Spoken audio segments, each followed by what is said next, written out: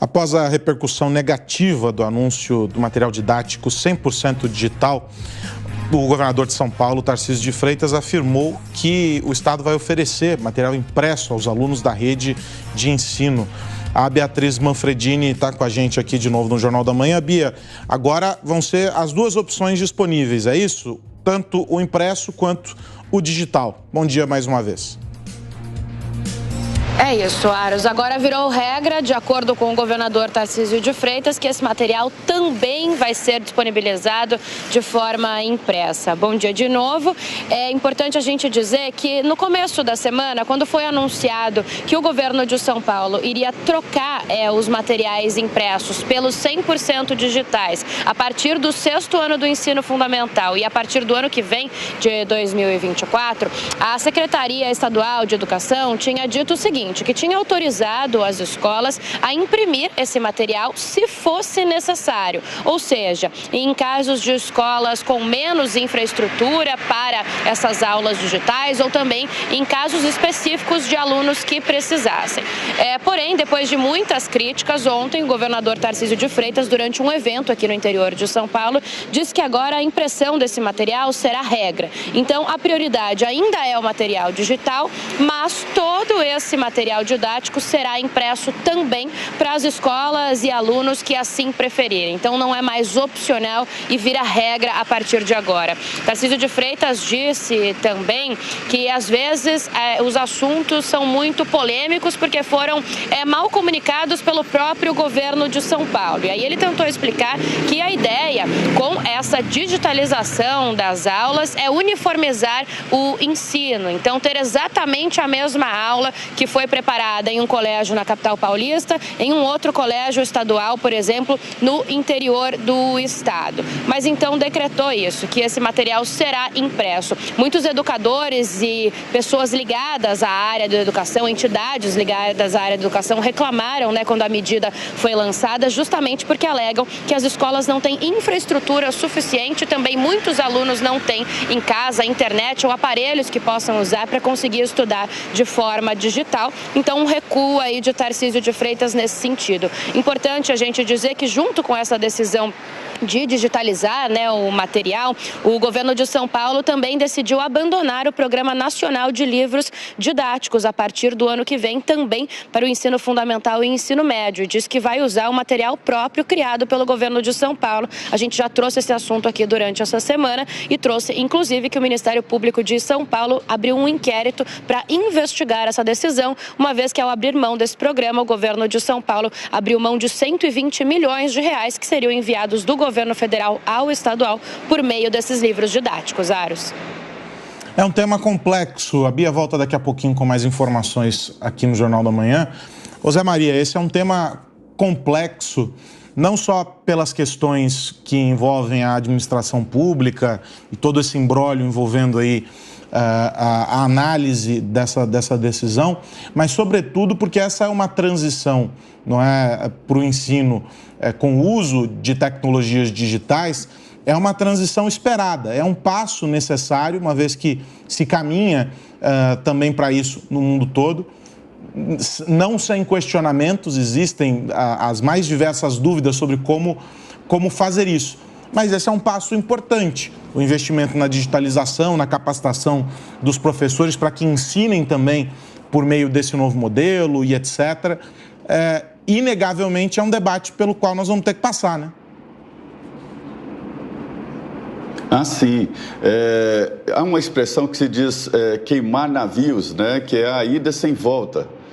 Dizem de um conquistador espanhol que chegou no continente e queimou todos os navios para evitar que os seus soldados tivessem a impressão de que poderiam, num determinado momento, voltar. E aí ficou a expressão de queimar navios. Não é hora exatamente de queimar navios, principalmente num assunto tão polêmico. Eu tive acesso a um estudo do IPEA mostrando exatamente qual é a razão do sucesso de alguns municípios e algumas escolas, né, sobre o ensino, a qualidade de ensino. E todos os indicativos mostram que, primeiro, o ensino tem que obedecer a um padrão de longo prazo. Não só uma gestão de 4 anos, mas de 20, 30 anos, né? Então, tudo no ensino tem que ser muito pensado e a longo prazo. Há casos em vários países, a Suécia, por exemplo, que adotou um sistema totalmente digital e recuou. Recuou para o impresso, recuou para livros e cadernos, né? O que a gente vê é uma realidade à parte, como se fosse um universo paralelo nas escolas. E uma competição muito difícil. Você imagina que a grande evolução, o grande movimento nas escolas foi o fim do giz, a troca do giz pela caneta. E a lousa por um quadro branco com a caneta, né? E não há absolutamente nenhuma grande mudança no sistema de ensino. E aí os professores, com o chamado cuspe e giz, têm que competir com elaborados sistemas do YouTube, das páginas sociais. É inegável dizer que crianças de 4 anos já estão com um equipamento de internet nas mãos, seja telefone, tablet e assim por diante. Então, é uma competição muito difícil. Como segurar a atenção de alunos que ficam o dia inteiro em vídeos que são mais elaborados, né? Aulas, o YouTube tem aulas das melhores universidades do mundo, das melhores escolas do mundo. Veja que competição desigual, né? Neste caso específico de São Paulo, acho que o governador fez muito bem nos 2 sentidos. Primeiro, provocar esse grande debate. É preciso aproximar a realidade do mundo da realidade das escolas. É preciso, num determinado momento. Esse foi o primeiro movimento dele. O segundo foi de admitir a possibilidade de impressão.